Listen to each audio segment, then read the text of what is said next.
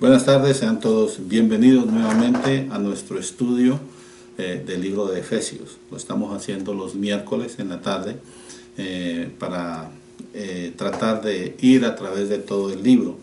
En el día de hoy vamos a continuar con el segundo capítulo y vamos a estudiar el versículo 7 nada más.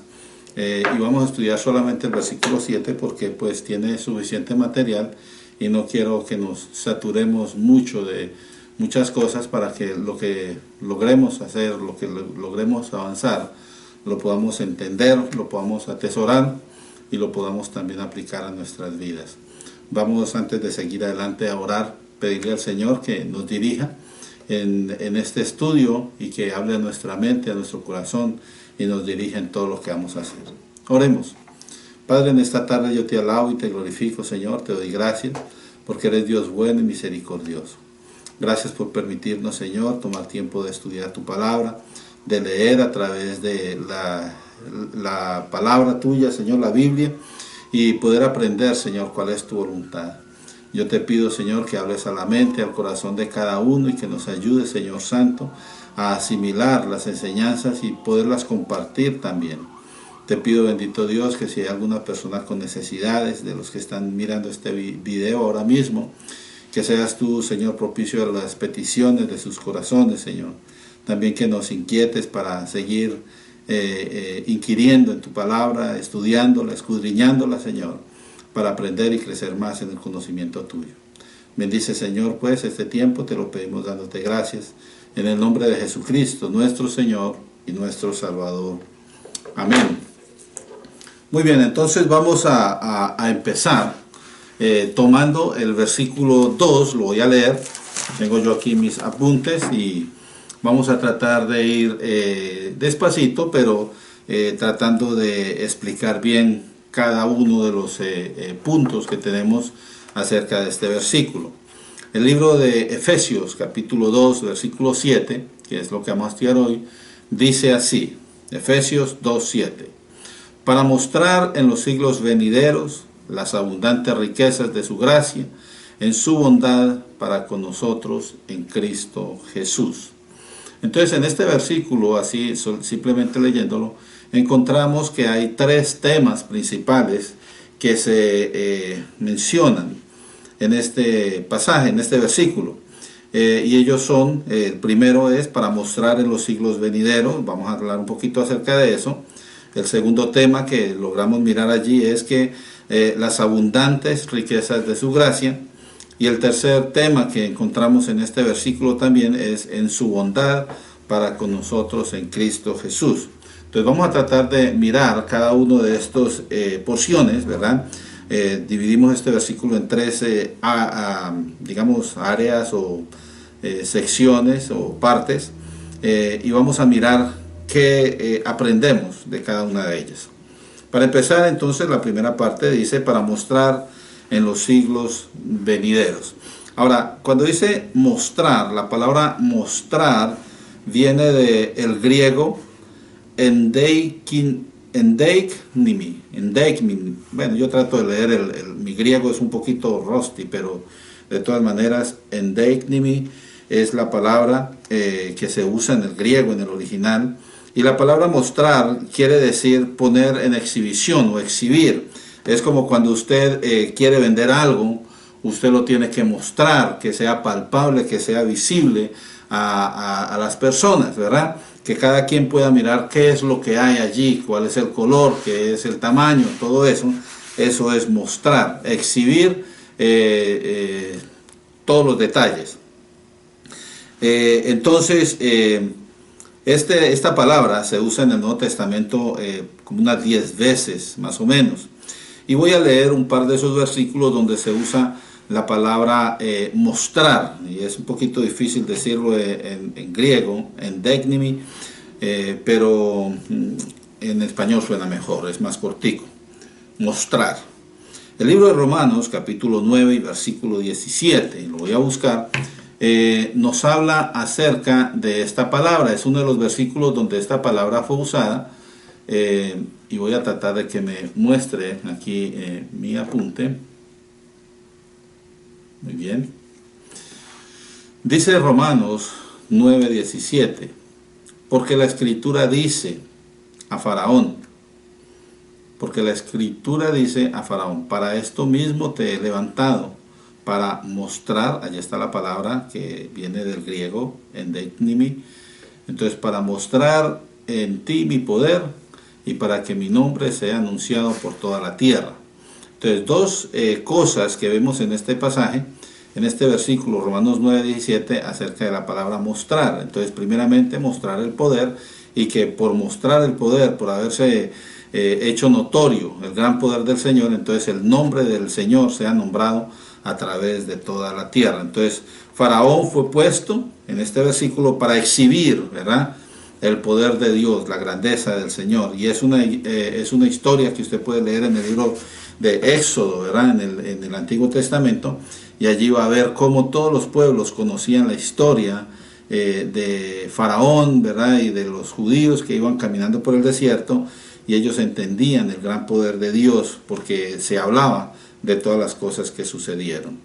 Entonces eso es en Romanos capítulos 9, versículo 17. Ahora en el libro de Primera de Timoteo, capítulo 1 y versículo 16, encontramos otro versículo en el cual se usa esta palabra mostrar.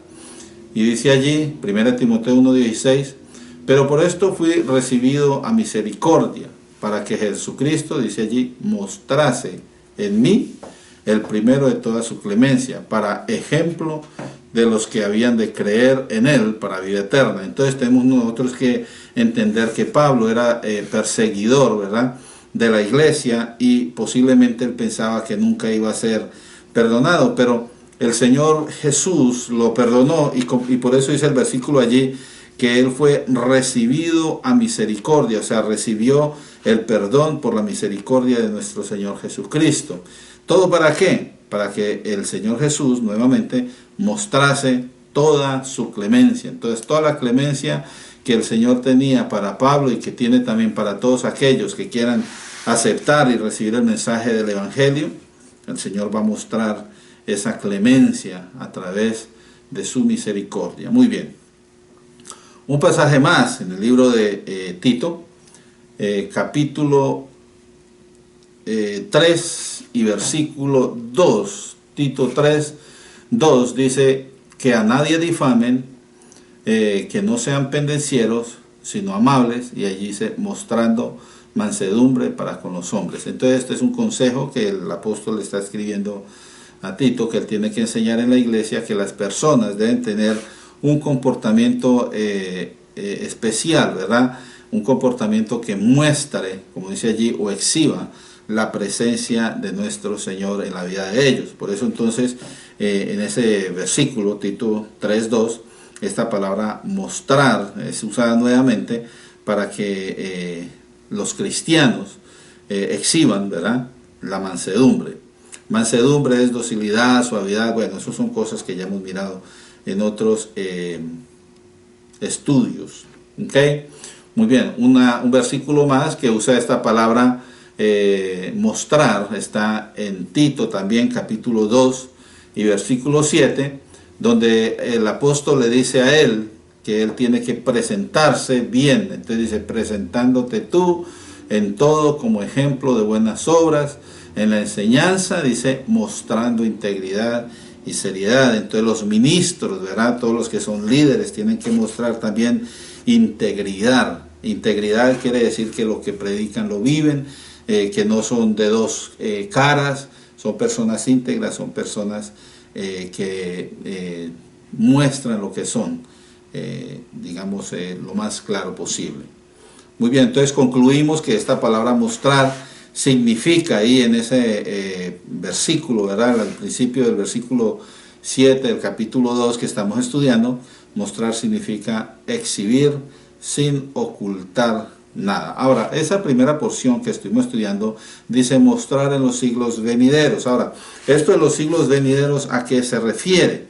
Los siglos venideros se refiere posiblemente a los años futuros, o sea, en el futuro, porque recuerden que esto fue en el tiempo de los apóstoles que se escribió, y eso quiere decir que a través de los años el Señor va a estar mostrando su gloria a través de la iglesia, que se someta verdaderamente a su voluntad. Entonces, Dios está mostrando su gloria a través de su iglesia, y esto va a seguir sucediendo. Entonces, cuando dice siglos venideros, no es solamente hasta nuestros tiempos, sino hasta que el Señor Jesús vuelva. Muy bien, entonces esta es la primera parte de este versículo que estamos estudiando, Efesios capítulo 2, versículo 7. La primera parte es para mostrar en los siglos venideros. La segunda parte que queremos analizar también, que hace parte del versículo, dice las abundantes riquezas de su gracia. ¿Qué quiere decir eso de las abundantes riquezas de su gracia? Primeramente vamos a destacar que la gracia tiene un rol muy sorprendente en toda la Biblia. La Biblia nos enseña que nosotros somos salvos por gracia, y la gracia se aplica a través de la fe. Entonces la primera cosa que uno tiene que destacar es eso, ¿verdad? La gracia, el rol tremendo que tiene es que fue aplicada a los gentiles para que, a pesar de que no hacían parte del pueblo judío, que no estábamos metidos en las promesas, y Pablo lo menciona mucho cuando dice, habla una historia del olivo silvestre y el olivo bueno. Entonces allí hace una comparación de que nosotros éramos otro pueblo y el Señor de los dos pueblos hizo uno. Entonces la gracia se aplicó para que los gentiles tuviéramos acceso a las promesas del Señor, pero también la gracia actúa en el pueblo judío, porque los judíos creían o estaban seguros de que ellos merecían, no que, porque hay una cosa que uno tiene que entender, ¿verdad? Una cosa es la misericordia de Dios y otra cosa es que uno piense que Dios tiene que hacer algo por nosotros. En realidad, Dios no tiene que hacer nada por nosotros. Él lo está haciendo porque a través de su gracia, a través de su misericordia, nos quiere ayudar, nos quiere levantar, nos quiere bendecir. Entonces los judíos tenían ese problema y ellos creían que merecían el favor de Dios, y entonces la gracia de Dios también actúa en ellos para perdonarles los pecados y darles la entrada a la vida eterna a través de la obra de nuestro Señor Jesucristo. Entonces eso es una cosa que uno puede mirar de la gracia. Otra cosa más de la gracia que uno puede mirar es que no solamente es para salvar, sino que también es la muestra como el Señor Jesucristo creó de los dos pueblos, como hemos dicho, de los judíos y de los gentiles, creó uno. Por eso dice por allí que Él rompió la barrera que había dividiendo esos dos pueblos, y de los dos pueblos formó uno. Cuando se habla de que de que son abundantes las riquezas, esa palabra abundantes viene del griego hiperbalón. La palabra hiperbalón hace referencia a cosas que van mucho más allá de cualquier límite que sea imaginable. Entonces uno pudiera mirar, por ejemplo, esta palabra fue usada en otras partes de este mismo libro. Lo leímos cuando estuvimos en el capítulo 1, versículo 19. Dice, y cuál la supereminente grandeza de su poder. Cuando habla de supereminente es una cuestión que pasa los límites que uno pudiera imaginar. Entonces es muy grande el poder de Dios. Por eso se usa esa palabra hiperbalón allí. Lo vamos a ver también en Efesios capítulo 3, versículo 19, cuando estamos hablando acerca del amor de Cristo. Y allí dice que excede todo conocimiento, o sea, se va más allá de lo que uno pueda imaginarse. Entonces la palabra abundantes tiene es una forma que el autor usó para mostrar la grandeza de la gracia del Señor. Entonces vamos a mirar un par de versículos, ¿verdad? Que nos habla acerca de ese poder. Por ejemplo, en el libro de 2 de Corintios, capítulo 4 y versículo 7, dice allí, 2 de Corintios 4, 7, donde es la porción que habla acerca de viviendo por fe. Dice, pero tenemos este tesoro, dice, en vasos de barro, para que la excelencia del poder de Dios sea de Dios, perdón, y no en nosotros. Entonces, cuando habla acerca de la excelencia del poder, allí en ese versículo, 2 Corintios 4:7, entonces está mostrando un límite grande. El poder de Dios es grande, entonces la grandeza es de Dios, Él es quien obra en la iglesia. Nosotros no somos los que si ora usted por una persona que está enferma y la persona sana, no fue usted que lo sanó, es el Señor a través de su gran poder que obró por misericordia y en respuesta a una oración de intercesión que usted hizo por alguien que estaba enfermo. Hay otro versículo que podemos también mostrar, 2 Corintios capítulo 1 y versículo 8, donde dice: porque hermanos, no queremos que ignoréis acerca de nuestra tribulación que nos sobrevino en Asia, pues fuimos abrumados sobremanera. Esta combinación de estas dos palabras entonces está haciendo referencia a hiperbalón, ¿verdad? Perdón, la palabra griega que se usó para este versículo que estamos estudiando hoy, Efesios 2:7, donde dice las abundantes riquezas de su gracia. Entonces, en 2 Corintios dice abrumado sobremanera, más allá de nuestras fuerzas, de tal modo que aún perdimos la esperanza de conservar la vida. Entonces, en el versículo, el escritor hace énfasis a la gran carga que sentían los evangelistas, en este caso Pablo y el que estaba acompañándolo en esa ocasión, sentían por la tribulación, la persecución que tuvieron allí en el área de Asia. Hay una nota interesante que quisiéramos resaltar, y es que Pablo en todos sus escritos eleva la gracia de Dios sobre cualquier intento del pecado o del mal. Hay un par de versículos que pudiéramos mirar nomás así rápidamente para poder entender eso. Entonces la gracia es mayor que cualquier situación en la que vivamos. Dice 2 Corintios 4:17, porque esta leve tribulación, y mire, pasar por tribulación no es algo bueno, pero Pablo lo llama leve tribulación, y en este otro versículo que acabamos de leer, dijo que él estaba abrumado sobremanera por esa misma tribulación. Mas sin embargo él entiende que al pie de la gracia, esa tribulación, por más grande que sea, viene a ser leve, y luego dice momentánea. Y dice, produce en nosotros, estoy leyendo 2 Corintios 4:17, porque esta leve tribulación momentánea produce en nosotros un cada vez más excelente y eterno peso de gloria. Entonces, allí el escritor, el apóstol, está poniendo la gracia por encima de los problemas, pero también él en Romanos capítulo 5 y versículo 20 dice, habla acerca del pecado. Dice, pero la ley se introdujo para que el pecado abundase, mas cuando el pecado abundó, sobreabundó la gracia. Entonces, este es un pasajito un poquito interesante, nomás estoy leyendo un versículo, tendríamos que leer toda la porción, pero básicamente lo que está diciendo Pablo allí, que cuando ellos estaban sin ley, ellos no sabían lo que era malo y lo que era bueno.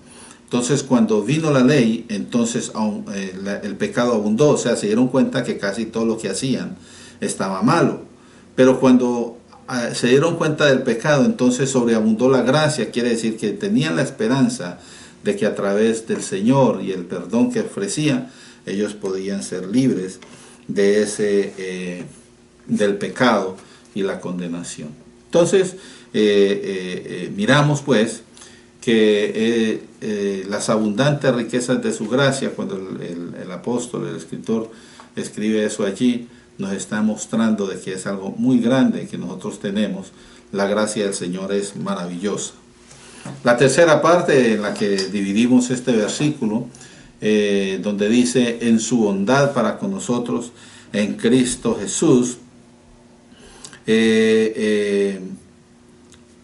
es algo bien interesante. Esta forma en que él termina este versículo 7, con esas, uno contar las palabras, casi 7 palabras o algo así, uno mira cómo es que el escritor está ampliando o está exhibiendo resaltando más, por decirlo así, la manera en que Dios mostró su gracia. La gracia de Dios fue grande y por eso está tratando de hacer énfasis en eso. Ahora, la palabra bondad, porque estamos mirando en esta tercera parte, en su bondad para con nosotros, tenemos que entender esa palabra bondad. Esta palabra bondad viene del griego krestoes. Krestoes con H después de la C. Algunos dirán trestoes, pero no se lee así, krestoes. Esa palabra significa propiamente la disposición desinteresada para servir a otros. Entonces la palabra bondad quiere decir disposición desinteresada, y esto tengo que hacerle hincapié en lo que es desinteresado, porque muchas personas son bondadosos y hacen buenos porque tienen un interés guardado, mas sin embargo la bondad de la que está hablando aquí la palabra es una disposición desinteresada para servir a otros. Y esto es algo que el mundo no conocía antes, ni conoce de forma en la actualidad. Esta forma de servir no se conoce en la actualidad. ¿Por qué? Porque nuestro egoísmo es un estorbo. Todos queremos que nosotros seamos puestos en primer lugar. Entonces por eso nosotros optamos por no ponernos en el lugar del necesitado. Si hay alguien necesitado, las personas casi siempre, no voy a decir que siempre, optan por hacerse las de la oreja gorda o lo que sea. Tratan de evitar, ¿verdad?, conflictos. Ponerse en los zapatos de otro a veces es difícil. Entonces tenemos que mirar a qué se refiere esto. Entonces la bondad de Dios, porque allí habla en su bondad, está hablando de la bondad de Dios. Y para nosotros entender mejor la bondad de Dios, tenemos que entender de qué se trata. Entonces, queremos comprender la bondad de Dios, tenemos que entender de qué se trata la bondad de Dios, a qué se refiere eso. Entonces, no es una bondad que se origine en las formas que nosotros estamos acostumbrados, como lo hemos mencionado hace unos minuticos. Las personas son bondadosas por conveniencia. Me conviene ser bueno porque la persona tiene forma de bendecirme después, por decirlo de alguna forma. O de pronto se siente en deuda con alguien, ¿no? Me hizo un favor, entonces tengo que ser bueno con él. Las personas, digamos, fundan su bondad o el ser bondadosos en estas situaciones. Pero recuerde lo que acabamos de decir, esta bondad que se menciona en este versículo es una disposición desinteresada, o sea, es sin pensar en lo que pueda uno recibir, es simplemente un deseo de ayudar a otros porque lo necesitan, básicamente.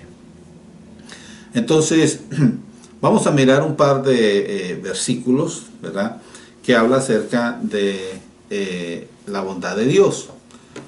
Por ejemplo, Romanos, capítulo 2, versículo 4, esta es una pregunta que está haciendo el escritor de Romanos.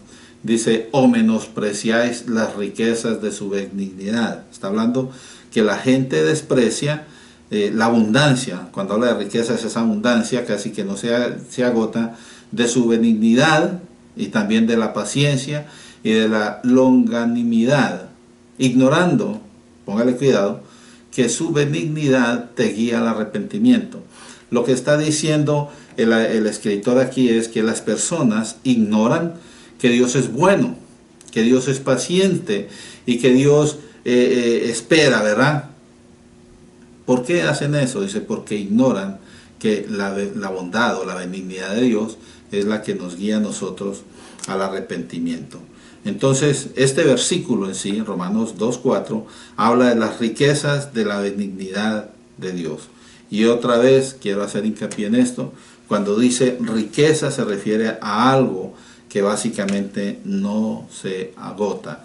Este pasaje también destaca mucho lo que es la paciencia de Dios en relación con el pecado del hombre. Entonces, es un pasaje que toca este tema.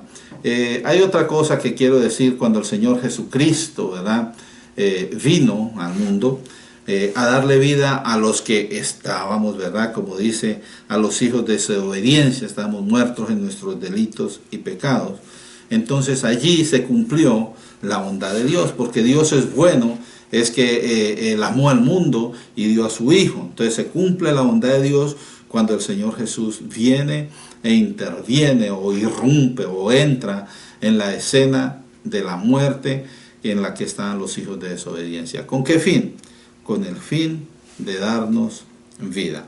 Y yo quiero buscar un pasajito, voy a usar aquí mi Biblia auxiliar. Este pasaje está en segunda de Timoteo, capítulo 1, y está desde los versículos 8 al 10. Y quiero leer estos 3 versículos juntos, porque allí nos va a entender a qué se refiere esto de que el Señor llegó para que nosotros pudiéramos ser salvos, donde la gracia de Dios, ¿verdad? O la bondad de Dios se cumplió a través de la obra de Cristo. Entonces la bondad de Dios se cumple cuando el Señor Jesucristo viene. Voy a leer entonces 2 Timoteo capítulo 1 versículos 8 al 10. Dice allí: por tanto, no te avergüences de dar testimonio de nuestro Señor, ni de mí, preso suyo, sino, dice, participa de las aflicciones por el Evangelio según el poder de Dios. Y pudiera yo empezar a hablar una cantidad de cosas acerca de este versículo, recordando que mucha gente aún se avergüenza de llamarse cristiano, no quieren compartir el Evangelio, porque después ya no los van a querer mirar bien, ya no los van a querer invitar a la fiesta, ya no los van a querer invitar a las reuniones o lo que sea, ¿verdad? El apóstol da aquí este consejo: no se avergüence de testimonio. Y entonces dice, y participe de las aflicciones del Evangelio según el poder de Dios. Luego dice allí, según el poder de Dios, y luego habla de quién nos salvó. Entonces, hablando de Dios, él dice, Dios nos salvó y llamó con llamamiento santo. O sea, fue Dios mismo el que nos llamó a nosotros al arrepentimiento. Y luego dice allí enseguida, no conforme a nuestras obras, porque uno no es salvo por obras, ¿verdad? Sino que según el propósito suyo. O sea, el Señor tenía un plan. Y la gracia, ahí vuelve a aparecer la palabra gracia, que nos fue dada en Cristo Jesús antes de los tiempos de los siglos. Y el versículo 10 dice, bien tremendo, pero que ahora, o sea, en este momento cuando se cumplió, dice, ha sido manifestada por la aparición de nuestro Salvador Jesucristo, el cual quitó la muerte y sacó a luz la vida y la inmortalidad por el Evangelio. Entonces, mire qué tremendo, se cumple, ¿verdad? La bondad de Dios a través de la venida de nuestro Señor Jesucristo, trayendo ese regalo, cumpliendo esa promesa de vida eterna que el Señor le había dado a su pueblo. De una manera incomprensible, pudiéramos decir entonces, Dios exhibió su gracia para que nosotros pudiéramos experimentar su bondad. Y cuando digo yo incomprensible es porque uno entiende que éramos reos de muerte, nosotros merecíamos, ¿verdad?, el castigo, pero Dios en su bondad y en su misericordia decidió darnos a nosotros la salvación. Por eso digo yo, de una forma incomprensible, nosotros como humanos difícilmente perdonaríamos un abuso, difícilmente perdonaríamos una ofensa, pero Dios tomó la decisión y lo hizo y exhibió su gracia para que nosotros, que éramos los que estamos lejos de Él, pudiéramos experimentar, o sea, recibir su bondad, esa bondad que era una bondad completamente ignorada hasta ese momento. Como dije yo al principio, las personas por su egoísmo no quieren ponerse al lado de las personas que están pasando por dificultades. Como dice, uno puede llegar a recibir esta gracia si es que recibe al Señor Jesús. Primera de Pedro 2:3 dice, si es que habéis gustado la benignidad del Señor, o sea, si es que lo hemos recibido en nuestro corazón. Entonces, ya cuando nosotros hemos recibido, ¿verdad?, al Señor Jesucristo, Y aprovecho en este momento para hacer la invitación, si usted todavía no le ha entregado su vida a nuestro Señor Jesucristo, es hora de que tome esta decisión a través de una oración y que le pida al Señor que perdone sus pecados, que lo inscriba en el libro de la vida y que usted pueda estar seguro de que un día va a estar en la eternidad, en la gloria con el Señor. Entonces, es solo cuando uno toma esa decisión, y dice la Biblia que el Espíritu Santo viene y mora en el creyente, porque el Espíritu Santo es las arras, ¿verdad? Como lo leímos al principio de este estudio, Él es las arras de la esperanza, ¿verdad? Cuando vamos a recibir todas esas promesas que el Señor nos ha dado. Entonces, solo cuando el Espíritu de Dios mora en el creyente, podemos expresar ese sentimiento de servicio, o sea, el servicio que hace el Señor, donde dice que es un deseo o una disposición desinteresada para servir a otros. Ahora nosotros lo hacemos porque es parte del fruto del Espíritu de Dios que mora en nosotros. La Biblia dice en Gálatas 5, 22 y 23, más el fruto del Espíritu, habla de un solo fruto que se manifiesta en varias formas, ¿verdad? ¿Cuáles son esas formas? Dice amor, gozo, paz, paciencia, benignidad, bondad, fe, mansedumbre, templanza. Entonces allí encontramos la palabra bondad, que viene como don de parte de Dios, como un fruto, ¿verdad? Una expresión del fruto. Entonces, porque el Señor está en nosotros, nosotros podemos sentir esa bondad de Dios de ayudar a aquellos que están pasando por necesidad. Y esto es la forma en que Dios usa su iglesia para dar testimonio visible de su presencia en nosotros, como dice en el libro de Colosenses capítulo 3 y versículo 12, ¿verdad? Vestidos pues como escogidos de Dios, santos y amados de entrañable misericordia, benignidad y humildad, de mansedumbre, de paciencia. Entonces, cuando uno exhibe, ¿verdad? O muestra estos comportamientos que son, digamos, fruto de la presencia de Dios en nuestras vidas, podemos nosotros estar dando a conocer, como dice el versículo al principio, lo voy a volver a leer, para mostrar en los siglos venideros las abundantes riquezas de su gracia, su bondad para con nosotros en Cristo Jesús. Entonces nosotros reflejamos que el Señor está en nosotros. Dios tiene un propósito y eso lo estudiamos en la primera parte de este estudio, en Efesios 1, del 4 al 14, y Él lo desarrolló. ¿Cómo lo desarrolló? Centrándolo primeramente en el Señor Jesucristo, donde estudiamos nosotros acerca de que lo resucitó de los muertos, lo sentó a su diestra, sometió todo bajo sus pies y lo puso por cabeza del cuerpo. Todo eso está en Efesios 1, 15 al 23, que lo que ya hemos estudiado, está haciendo un pequeño resumen de quien el Señor a la iglesia, ¿verdad?, dio vida a los que estamos muertos en delitos y pecados, que eso es lo que formamos la iglesia y es lo que estudiamos en el capítulo 2 del 1 al 6. Y en este versículo 7, entonces nosotros estamos mirando que Dios exhibe su propósito, y su propósito es dar a conocer, ¿verdad?, en los siglos venideros la grandeza de su gracia, de su amor, de su misericordia para con nosotros, los que lo aceptamos como Señor y Salvador. Yo pienso que podemos dejar hasta allí. La próxima semana vamos a estudiar los versículos 8 y 9 de este capítulo 2, y vamos a mirar qué nos dice esta porción y qué nos puede enseñar para nuestra vida. Le voy a leer esa porción solamente para que lo tenga en mente y pueda usted de pronto tratar de pensar en esto durante la semana. Dice: porque por gracia soy salvo por medio de la fe.